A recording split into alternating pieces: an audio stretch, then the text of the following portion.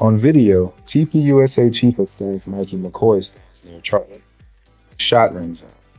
Mikey lifts the phone to his ear, turns, and walks away before Kirk falls. And I want to thank the Turning Point USA board and my husband's chief of staff, the amazing Mikey McCoy. Let's discuss what took place on September 10th, because the more you watch the video, the more something feels strange.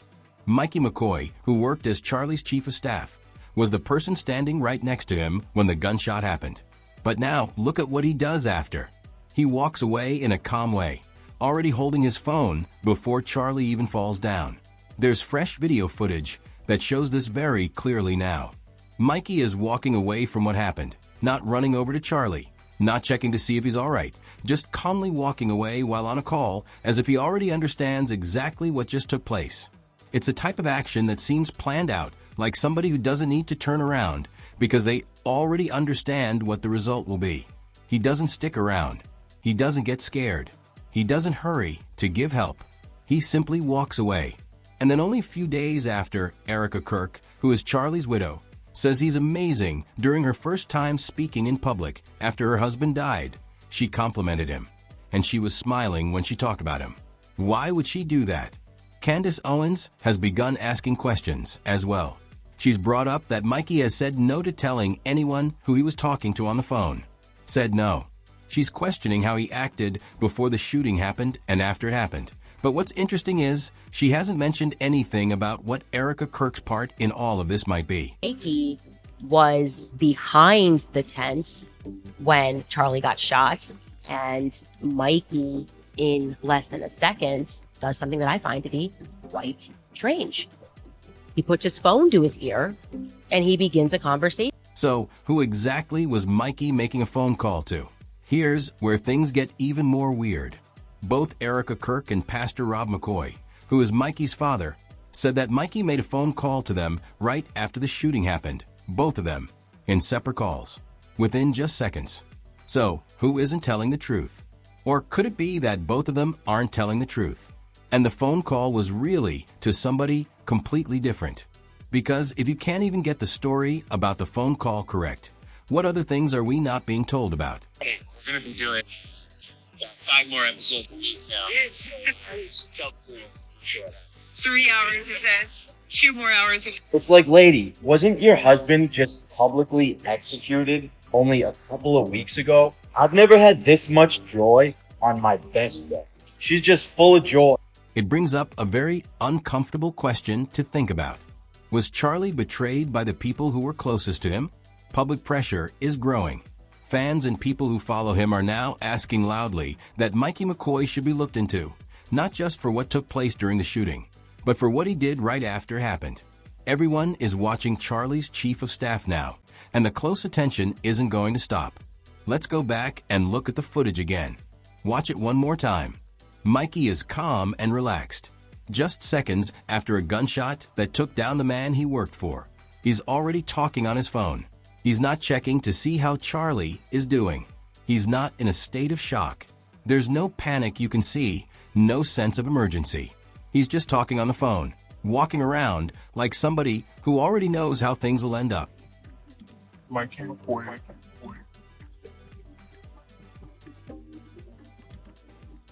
the amazing Mikey McCoy.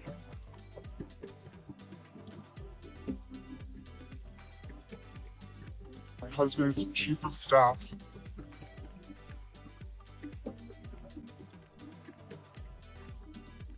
The amazing Mikey McCoy.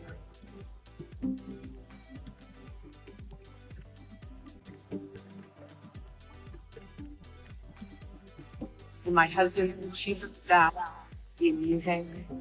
Think about that for just a moment. Imagine yourself in that same position.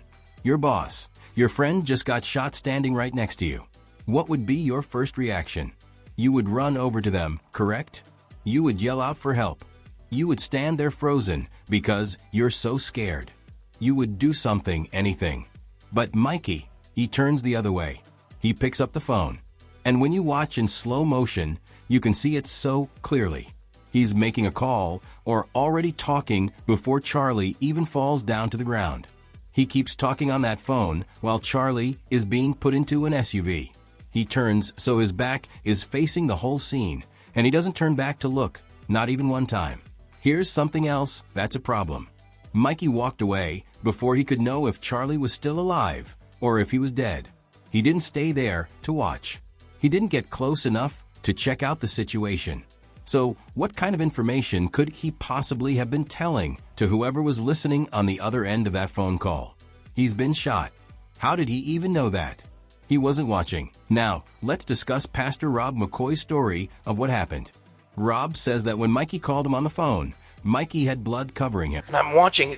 The minute Charlie was shot, he called me, says, "Dad, Charlie's been shot." And I'm like, "Please call every pastor and pray." It's okay, son. He has wits about him. He's just directing. He had blood all over him. He said Mikey told him Charlie got shot in the neck and that Mikey was covered all over with blood from being so close to him. But here's the problem with that.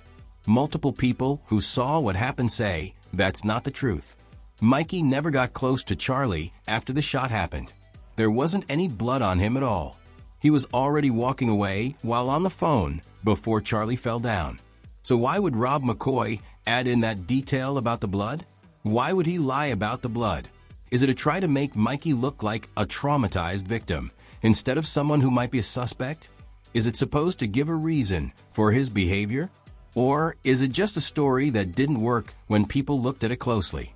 No matter what, it makes people ask serious questions about whether he's being truthful.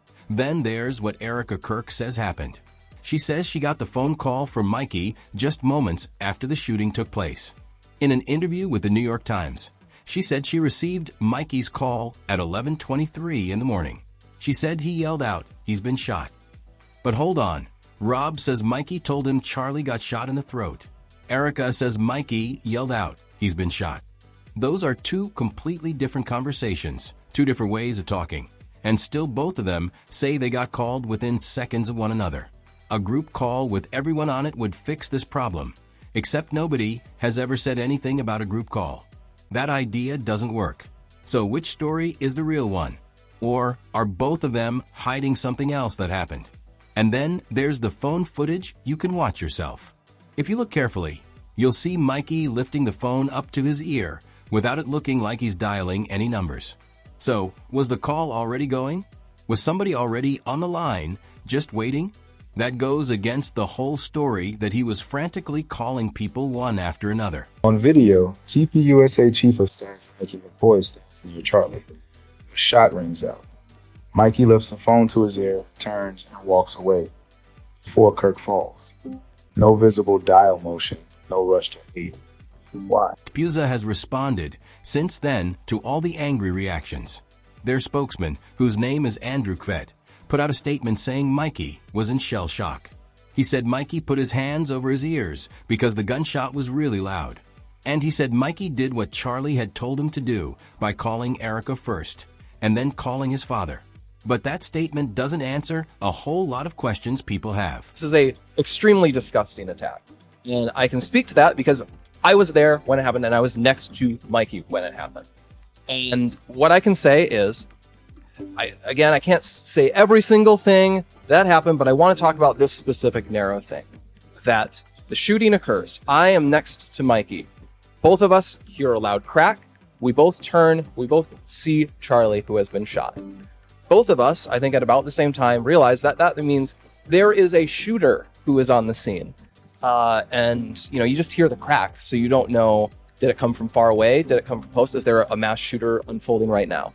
So I and him both had the reaction of, let's get out of here before we are both shot. That is not us abandoning Charlie. Charlie had a security team. They all leapt immediately into action. And I'll never forget what I saw because it was clear in the moment that he was profoundly freaked out. What I'll always remember is the way his lip was quivering, which I'd never seen before. And you very rarely see from someone that he was freaking out. And then I think he literally said to me, I might be imagining this, but I think what he literally said was, he was looking around, and then he says, I need to call Erika. and then he takes his phone and he begins calling Erika. I put that phone away, and then he immediately calls his dad. He calls Rob McCoy, and he says, "Dad, someone shot Charlie. You need to call all of your pastor friends. Charlie was hit. We need everyone to pray right now." It doesn't give an explanation for Rob McCoy's false story about the blood being there. It doesn't explain how Mikey had any real confirmed information to tell anyone when he never even turned back around to check on Charlie. And it doesn't explain why somebody who's in shock would walk away so calmly, so on purpose, unless he already knew Charlie was dead. I want to thank the first responders who struggled heroically. And I want to thank the Turning Point USA board, the COO, Justin Strife, and my husband's chief of staff, the amazing Mikey McCoy. And then there's all the praise he got. Erika Kirk, only days after her husband died, publicly praised Mikey during a memorial speech. She was smiling. She said he was amazing. TPUSA host Frank Turret called him the great Mikey McCoy. Why is he being celebrated like this? For doing what exactly? And that's when the great Mikey McCoy showed up.